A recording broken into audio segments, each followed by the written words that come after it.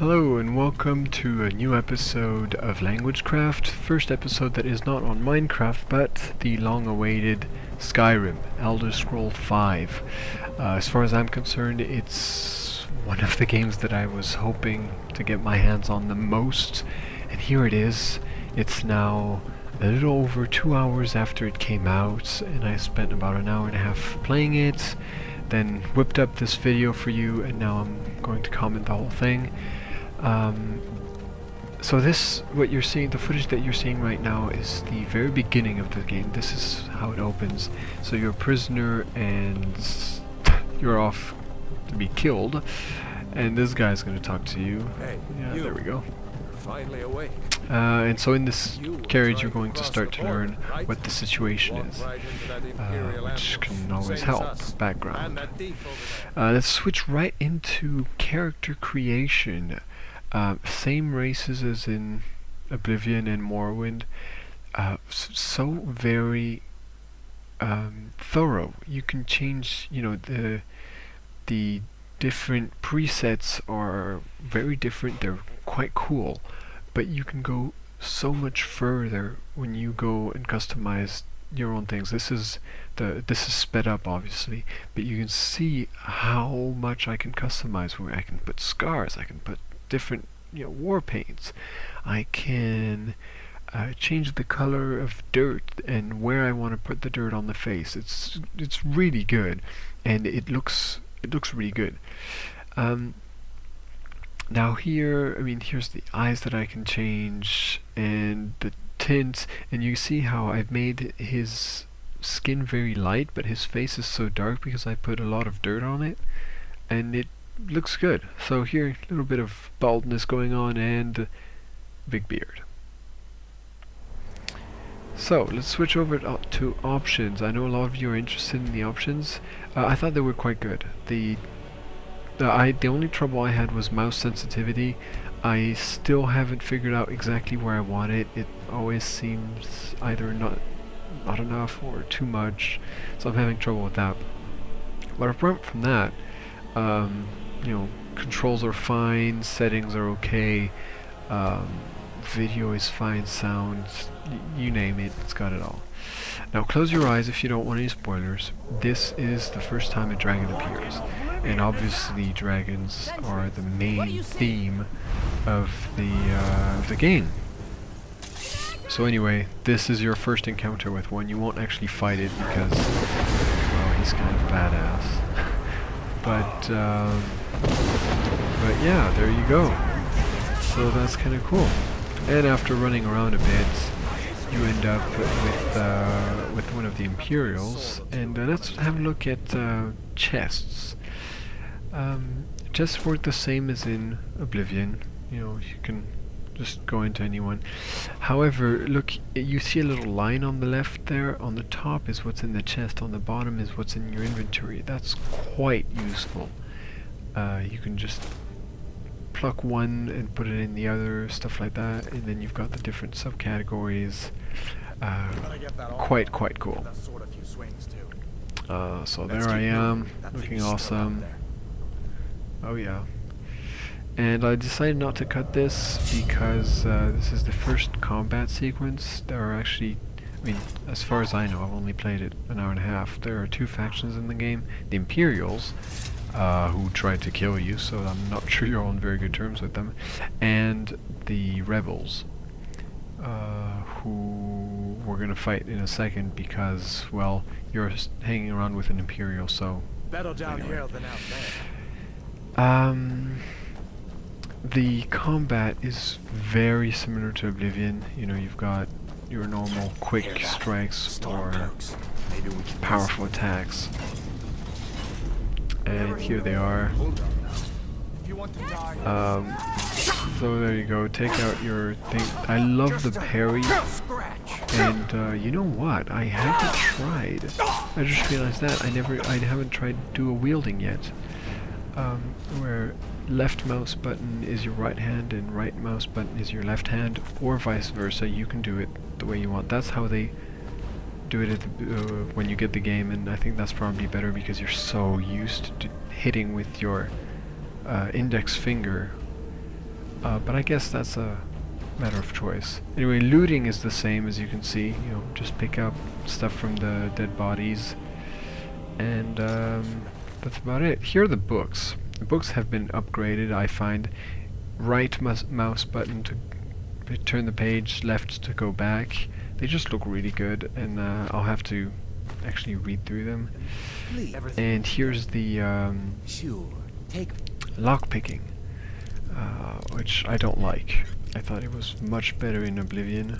Here you just have to, it actually turns, the closer you are to where it should be, the more it turns.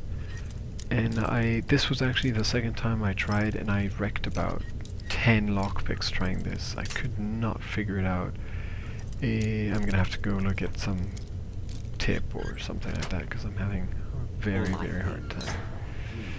And yeah, gold, this same thing as before, you know, stuff just hanging around. Take the gold, go to the body, pick up whatever he has. So, pretty straightforward. Now here is a major bug that I had, apart from, you know, objects intersecting and stuff like that. It was the only one, because here, look, in a second, the image freezes. I actually had to restart the game, close it off, and so anyway, and I came back here, which is the very beginning. You can see the chest over there. So I was kind of pissed off about that, but anyway, it was just 10 minutes lost. Here is, well, you kind of missed it. Oh, I've got another one. Is a kind of a special attack, well, cinematic attack, which is quite cool. Means you can kill enemies in 1 or 2 strikes. And now what I wanted to show you here is that if you see, I'm looking over the corpses and it says empty, which is really good for people like me who want to get absolutely everything, you know, what you haven't searched yet. Let's have a look at the map, shall we? Here's the local map. So this is the keep, and you can see all the tunnels, all the different exits, only places that you've explored, obviously. Quite cool. Detailed, but at the same time, I mean, it was Honeydew from the Yogscast who was saying that he didn't like the menus, that it took you out so much, and I agree with him in a way. It's very clear, it's very, you know, legible, but at the same time, it's not like Oblivion where you had these old maps. That was cool. Here you have a cool map, but it lacks something, shall we say. Anyway, that's fine. Here I wanted to show you another bit of the map, which I found was cool. In Oblivion, you could teleport right from the start to any big town. Now you can't anymore. You have to go somewhere to be able to teleport it, however big that town is.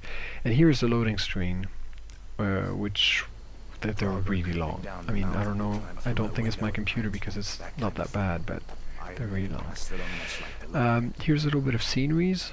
I think the graphics are amazing. I was used to Oblivion and I was fine with Oblivion, but here's something new altogether. It's great. I mean, look at those mountains over there. Those mountains you can actually walk to. That's what one of the developers said. Anything you see in the world, you can go to. That's how far the eye can see. Sorry. These 3 stones, they're all around Skyrim, and I don't know what the others do exactly. These 3, basically, it's a sign. So you've got, you know, warrior, mage, and thief.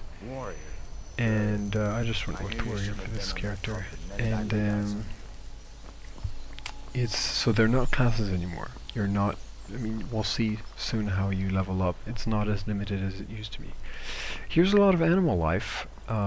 Here's a deer having a little swim, and in a second you'll see, there you go, a rabbit. And you see them just once in a while. You can attack them if you're quick enough, because they haul. But that's cool. Gives a lot of life, so you don't only have like wolves, which is cool. It wasn't the case in Oblivion, but however, talking about wolves, there we go. Kind of weird, I find. And this is maybe I haven't managed to figure out the hotkeys yet, like 1, 2, 3, things like that for weapons. There was the other quick kill. and I'm having to press Alt. Anyway, let's go. This is the skill menu, and you can see the different colors. Blue is for mage, red is for warrior, and green is for stealth character, kind of thief. And yeah, so you don't have the classes anymore, but still you still have those three big categories. So here I leveled up. You don't have to sleep anymore. That was my first reflex, but you don't have to do that. I actually have 2 levels, and I decided to put both in health because I had one major battle against some bandits, you know, like 10 bandits at once, and I really realized that health was really my problem. I don't need magicka since I'm a warrior, so... And now I have 2 points, and I can put them in whatever I want, or I can keep them and save them up for something else later. I decided, you know what, I'll spend them in one-handed. So I'm already level 28, so out of 100 obviously. And so this is the only one that's available, Arsman. And now the one at the top is also available, that blue one right there. I could go with that. I can't go with the purple ones because they require, so here it was like level 30 and I'm only level 28. I like these constellations. I think I'm going to have a lot of fun doing them, but you can see also that you can stick to the same star like I'm doing now, 2 out of 5, so that means I can spend it 5 times in there. Anyway guys, let's wrap it up. I want to go play it again. I'm sure by now you want to play it. It's all I wanted. It's all I wanted. It's a really great game. I'm anticipating a lot of hours on this. I'm not going to have any life for the months, weeks to come. Anyway, here, let's end it on this little suicide, and great job to Bethesda. A couple bugs at the beginning, but they'll be ironed out. So guys, enjoy, because it's a really great game.